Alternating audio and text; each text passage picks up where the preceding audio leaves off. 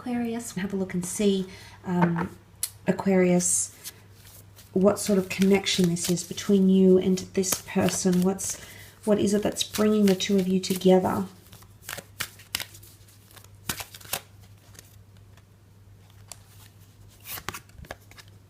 Okay, awakening. There was another sign that had this, but I cannot remember for the life of me which one it was, Aqua. Okay, look, this is a very powerful connection because it's going to awaken something within you. The number 2 is quite powerful because it's the number of partnership. You also have the sign of partnership, which is Libra here. So I really feel like the two of you are being brought together because there's something that you need to realize or understand or acknowledge about yourself as an individual, but also as a lover or a future partner to someone. Likewise, I feel like this person is also engaging with you because they too have some sort of awakening. And this is very powerful because it shows that there's going to be a major shift in your love life when this person enters your life and when you establish a connection with them. The card of awakening is really a card of enlightenment. It's a card of understanding, and it's a complete brand new perception. So I think there's a very beautiful potential from what can come of this. The karmic lessons that you'll learn, karmic energy, the karmic lessons that you'll learn, Aquarius, need to happen. It's all about divine timing for yourself and for this person when the two of you come together. So this is really, really powerful. A beautiful connection here, possibly the first of its kind, or your second major love connection in your life. Let's have a look at the areas of strength in this connection, Aquarius. Okay, the Four of Pentacles. Four of Pentacles is really an energy where we hold on to something, we protect it, and we nurture it because we understand the value of it, and we don't want to let this go. Now, I feel like in one way, the attachments that you'll have to each other will be quite strong, and I don't think it's an unhealthy attachment. I think the two of you could potentially have a solid connection, but you're both quite codependent on each other. And that's not to say you'll both be really clingy. I think it's more to do with the fact that you'll both hold on to each other, but because it's coming through as equal, the 4 is an equal number. It's also a number of solidarity and concreteness. It shows that it's almost like you're bringing 2, the other person is bringing 2, and you make that 4 of Pentacles, and you hold on to each other. It's also a card of protection, okay? So maybe you're going to be very, very protective towards each other. You're going to stand up for your relationship. If there's anyone that has anything to say or, you know, put their 2 cents in, or if anyone was to ever offend or upset your partner or vice versa, the two of you will be quite supportive in protecting each other, lifting the other one up and helping them draw inspiration, okay, or giving them solace and or comfort as well. You also have the 10 of Cups, which is a beautiful card. This is actually a happily ever after card, so I think one of your strengths could be your ability to build a family together, find marriage, or live happily ever after together. This really is a card of completion. It's a card of fulfillment. It's looking to the rainbow in the sky. It's also optimism.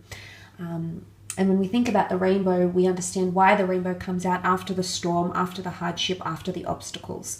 So I feel like it's your ability to always see the good in a situation, or the strength is here that both of you will see the best in each other as you overcome obstacles, and you'll always be, at least at some point, or at least to some degree, I should say, you will be quite optimistic because the rainbow is the colorful moments, the memories, the nostalgia, the beautiful emotions we feel when we're with each other. So this is very powerful.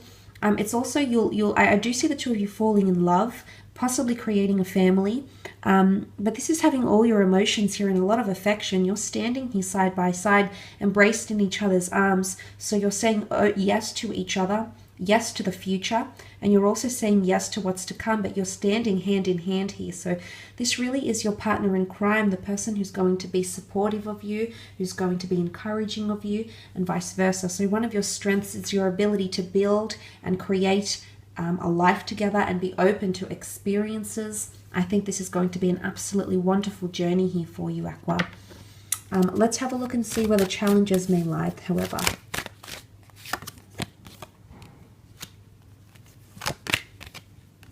Okay, 9 of Wands is quite a capricious energy. He's dubious, he's unsure, he's questioning things, he's uncertain about them, he's got his guard up. Now, this would sort of make sense because I did mention holding on and withdrawing and being attached to something here. So I do feel in one sense, sometimes it can be a good thing. Other times it might be a weakness of the connection. Fire energy is opposition and is defensiveness, or it is even possessive / jealousy / protectiveness that is to a degree a little bit unhealthy. So it can be obsessive behavior. It can be ownership, someone wanting ownership and the other not letting, not letting the other break down those walls and or barriers, because the Nine of Wands, he's on guard, he's on alert here. So it's either defensiveness in bottling up what could be emotions, because you have the King of Cups who rules the emotional realm, or it's defensiveness or not wanting to open up about those emotions. Now, this could be you, Aqua, this could be them, this could be the both of you, but you might see that in the Nine of Wands. It's also suspicions or paranoia. You can see the expression on his face, and he's looking to the side as if he's almost expecting something to happen. So presumptuous behavior, insecure thoughts, either from yourself, from this person, from the both of you, can cause paranoia and or trust issues to be awoken in this connection. Okay, awakening is a lot. It's almost like you'll see a mirror being held up to you, or you're going to acknowledge things that maybe you didn't think were an issue, or you didn't think there was it was an unhealthy thing or this for this person, but nonetheless it could be something that happens between the two of you, which is quite interesting. Look, you also have the King of Cups, and he does rule the emotional realm. It can be Cancer, Pisces, Scorpio energy, but most importantly, it's about love, falling in love and managing emotions. The King of Cups reconciles with his emotions. He's very aware of them, but in this context, if we're reading it as a challenge, then he's trying to suppress emotions. And I say suppress because he's literally floating on this sea of emotion on a stone slab throne. And to read it in this context, I feel it points to someone bottling up their emotions and not expressing them as openly as you could. And when that is expressed, it's great and it's glorious and it brings harmony and happiness and affection, and it allows that bondship to be built closer and closer between the both of you. But when it's not, it has the potential to curb your relationship because it's suppressing emotions. It can also be at some point or another being too dependent on your partner, or them being too dependent on you. Because King of Cups is a lot of emotion, but look at the contrast here between the Nine of Wands and the King of Cups. So at one point or another, you might be the one that's giving a lot of emotion and love, and the other person is feeling defensive.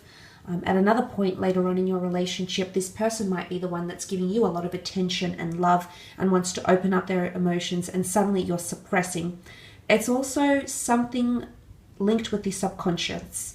And I say that because we don't know what's underneath in the water here. We see eels or snakes, and the water is chaotic or choppy. So I almost want to say, and of course this is not something I could read into, whatever's going on in your subconscious is shaped and molded by your previous experiences, your relationships as a child, any sort of traumatic events that happened as a child, any sort of trauma bonding, or anything psychologically that affected you.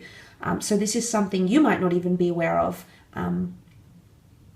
but the subconscious is somehow going to impact this relationship, and it's going to prove challenging.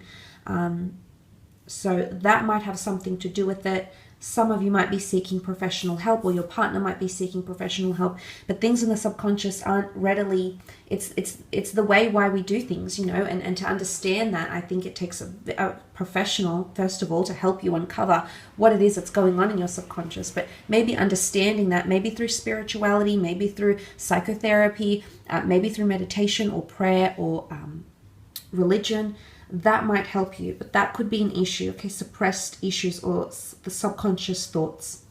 I will leave it at that, Aqua. Thanks so much for watching. I hope you've enjoyed it, and hopefully we shall be connecting very soon. So take care and bye for now.